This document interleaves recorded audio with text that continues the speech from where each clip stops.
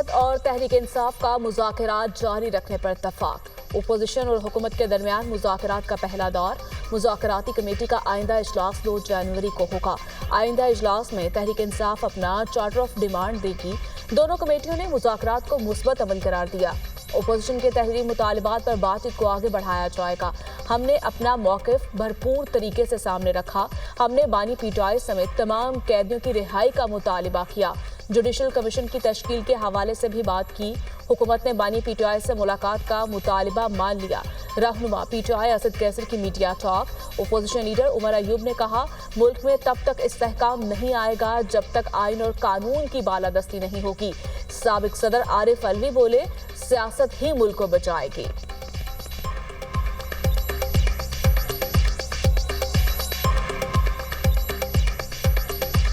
मैं तो हमेशा ये कहता रहा हूँ कि जो हुक्मरानी कर रहे हैं उनसे मुज़ाकरात होने चाहिए, और अब आप इसके आगे लगा दीजिए मुज़ाकरात उसके दरमियान होते हैं जो पावर्स हैं।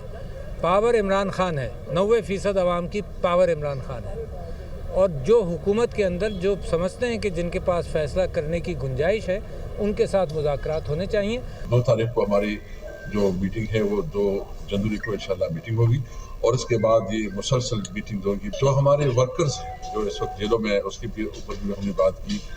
जुडिशल कमीशन सीनियर जो जजेस उसके मातहत जो है जुडिशल कमीशन।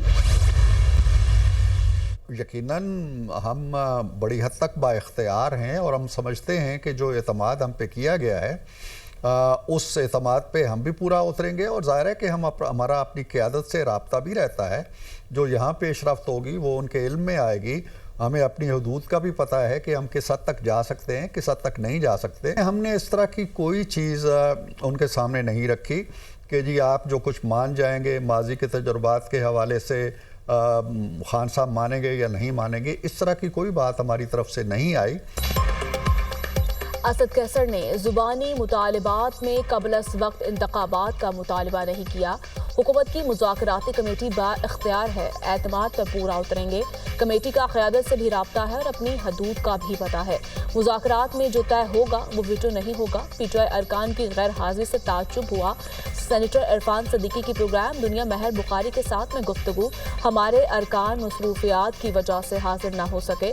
अब कमेटी नहीं चलेगा। 2 जनवरी के बाद बिला तातुल मुज़ाकरात होंगे। हुकूमत मुक्तदर हल्कों को एतमाद में लिए बगैर मुज़ाकरात में नहीं बैठ सकती। साहबजादा हामिद रजा। अगर तो हुकूमत की तरफ से हमें कुछ 24 घंटे 36 घंटे पहले बताया जाता तो अली अमीन साहब ने भी आज शामिल होना था। 2 तारीख से मुज़ाकरात ऑनवर्ड्स चलेंगे बगैर किसी तातुल के। ये नहीं होगा कि फिर 10 दिन की ब्रेक आ गई, फिर 6 दिन की ब्रेक आ गई। ये कमेटी नहीं चलेगा जी, ये मैं आपको बहुत क्लियर कर दूं ना, ये बहुत तवील चलेगा। हुकूमत वहाँ से कंसेंट के बगैर, उनको एतमाद में लिए बगैर इस मुज़ाकरात में नहीं बैठ सकती थी। ये कम अज़ कम मुझे तो इस बात की क्लैरिटी है जी। स्पीकर कौमी असम्बली की ज़ेर सदारत हुकूमत और ओपोजिशन की कमेटी अरकान का इन कैमरा इजलास। इसहाक डार, राना सनाउल्लाह, इरफान सदीकी, अब्दुल अलीम खान की शिरकत। राजा, परवेज अशरफ, नवीद कमर, खालिद मकबूल सदीकी और फारूक सत्तार भी शामिल। ओपोजिशन की जानिब से असद कैसर, हामिद रजा और अलामा अनासर अब्बास शामिल हुए। वज़ीर-ए-आज़म ने हुकूमती मुज़ाकराती कमेटी में जाजुल हक और सरदार खालिद मक्सी को शामिल कर दिया। हुकूमती मुज़ाकराती टीम के अरकान की तादाद 8 से बढ़कर 10 हो गई। स्पीकर सरदार अयाज सादिक ने हुकूमत और ओपोजिशन के दरमियान मुज़ाकरात को नेक शगुन करार दिया। इजलास में माहौल बहुत अच्छा था, मुस्बत बातचीत हुई, सियासी बेहतरी आएगी, जमहूरियत भी मजबूत होगी। मुज़ाकरात का अमल जमहूरियत का हुस्न है। हुकूमत और ओपोजिशन का मिल बैठना जमहूरियत को मजबूत बनाने का। जमहूरियत में मुज़ाकरात ही सियासी मसाइल का वाहिद हल है। मेरा काम मुज़ाकरात में सहूलतकारी करना है। स्पीकर सरदार अयाज सादिक। माहौल बहुत अच्छा था और मुझे उम्मीद नज़र आती है कि अगर हम सब मिल के सर जोड़ के पाकिस्तान की बेहतरी के लिए जो कि अहद भी करते हैं और कोशिश भी करेंगे, काम करना चाहते हैं, इसमें सियासी बेहतरी भी आएगी, जमहूरियत भी मुस्तहकम होगी। चूँकि आज कुछ मेंबरान अपोजिशन के नहीं तशरीफ़ ला सके, जो इंशाअल्लाह 2 जनवरी को मीटिंग होगी। पॉलिटिकल डायलॉग से ही दरमियानी रास्ता निकलेगा। दोनों एतराफ से खुले दिल के साथ बैठें, फरीकैन एक दूसरे की बात सुने और फिर कोई रास्ता निकालें। ये नहीं हो सकता कि 100% एक दूसरे की बात मान लें। अगर पीछाए हमें चोर कहती थी तो हम भी बहुत कुछ कहते थे। राना सनाउल्लाह की मीडिया टॉक। कहा, जब हमें सियासी इंतकाम का निशाना बनाया जा रहा था तब भी कहा था कि चार्टर ऑफ इकोनॉमी करें। राजा परवेज अशरफ ने कहा, डायलॉग का शुरू होना खुशाइंद है। इदारों के खिलाफ प्रोपेगेंडा रोकना चाहिए।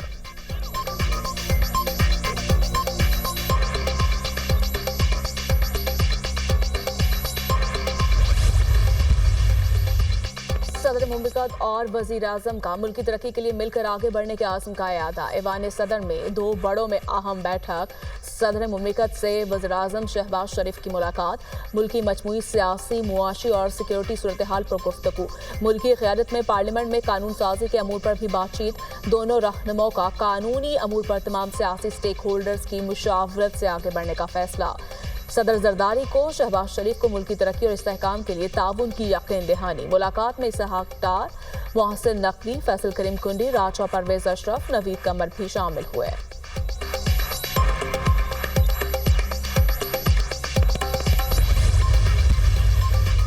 मौलाना फजल रहमान से चौधरी शुजात हुसैन का टेलीफोनिक राब्ता। खैरियत दरियाफ्त की। चौधरी शुजात ने मदारिस बिल पर मौलाना के किरदार को सराहा। मामला अहकाम तहफीम से हल करने पर खुशी का इजहार। खुशी है मौलाना ने साजिशी अनासर को कामयाब नहीं होने दिया। चौधरी शुजात हुसैन की मदारिस मामले पर भरपूर साथ देने की यकीन दहानी।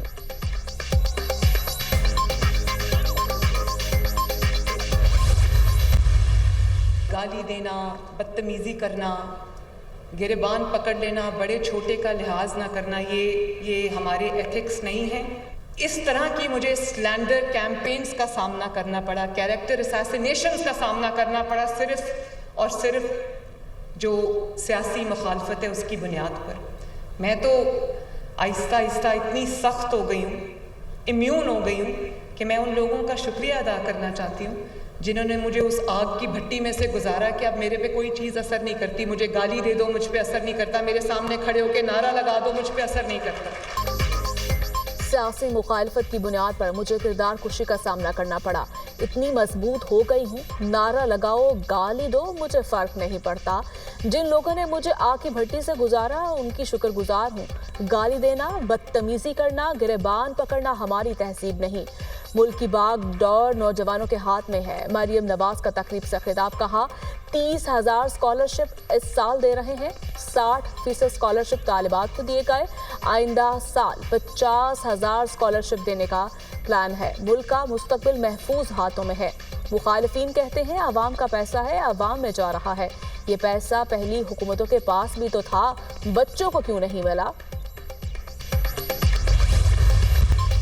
बरतानिया पाकिस्तान के कानूनी अमल में दखल अंदाजी नहीं करता। बरतानिया कानूनी कार्रवाइयों पर पाकिस्तान की खुद मुख्तारी का एहतराम करता है। फौजी अदालतों से सिविलियंस को सजाओं पर बरतानिया का रद्द-ए-अमल। पाकिस्तान शहरी और सियासी हुकूक के बैनुल-अक़वामी कन्वेंशन के तहत अपनी जिम्मेदारियों को निभाए। तर्जुमान बरतानवी दफ्तर खारजा। 190 मिलियन पाउंड केस का फैसला 6 जनवरी को सुनाया जाएगा। एहतसाब अदालत ने नई तारीख मुकर्रर कर दी। अदालती अमले ने तहरीक इंसाफ के वकील को आगाह कर दिया। अदालत ने दलाइल सुनने के बाद 18 दिसंबर को फैसला महफूज किया था। एहतसाब अदालत के जज नासिर जावेद राना ने आज फैसला सुनाने का ऐलान किया था। इंसाफ पर मबनी फैसला हुआ तो बानी PTI केस से डिस्चार्ज होंगे। Chairman PTI barrister gopher.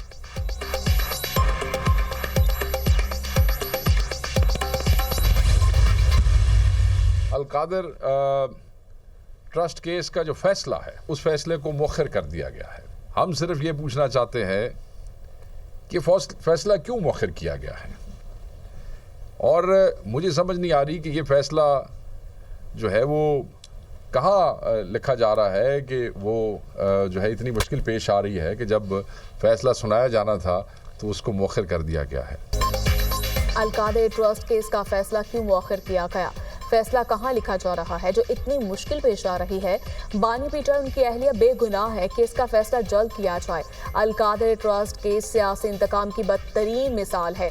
हुकूमत इंतकाम में इतनी आगे चली गई कि मुखालिफिन को खत्म कर रही है। सियासी मुखालिफिन को इबरत का निशाना बनाने के लिए मईशत की बुनियादें हिलाई जा रही हैं। हुकूमत मुल्क की मईशत को तबाह करने की साजिश कर रही है। PTI सेक्रेटरी इत्तलात शेख वकास अकरम की न्यूज़ कॉन्फ्रेंस।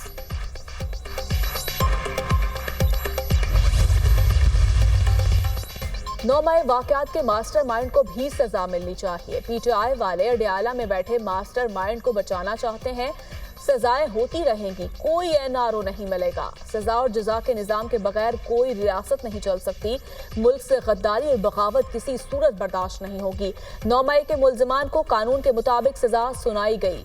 जिनको सजाएं हुई उनके खिलाफ शवाहिद मौजूद हैं। रहनुमा मुस्लिम लीग नून तलात चौधरी की मीडिया से गुफ्तगू।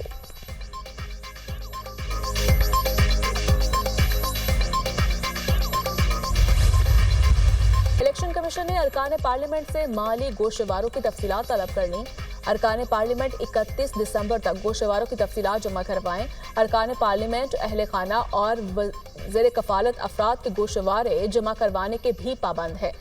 गोशवारे जमा न करवाने वाले अरकान की रुकनियत मुअत्तल कर दी जाएगी। इलेक्शन कमीशन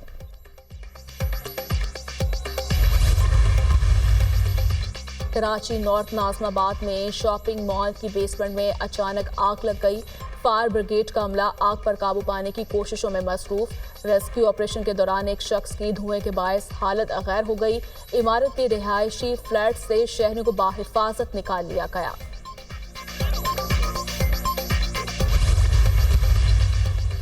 ब्राजील के सियाहती शहर ग्रामाडो में छोटा तैयारा गिरकर तबाह। जहाज में सवार तमाम 10 अफराद हलाक। तैयारा गिरने से मार्केट में आग लग गई। 17 अफराद जख्मी हो गए। अस्पताल में जेर इलाज। 2 जख्मी हालत में तशवीशनाक। मशरकी ब्राजील में 2 रियासतों को मिलाने वाला खस्ता हाल पुल अचानक टूट गया। 2 ट्रक, मोटरसाइकिल सवार और 2 गाड़ियां दरिया में जा गिरी।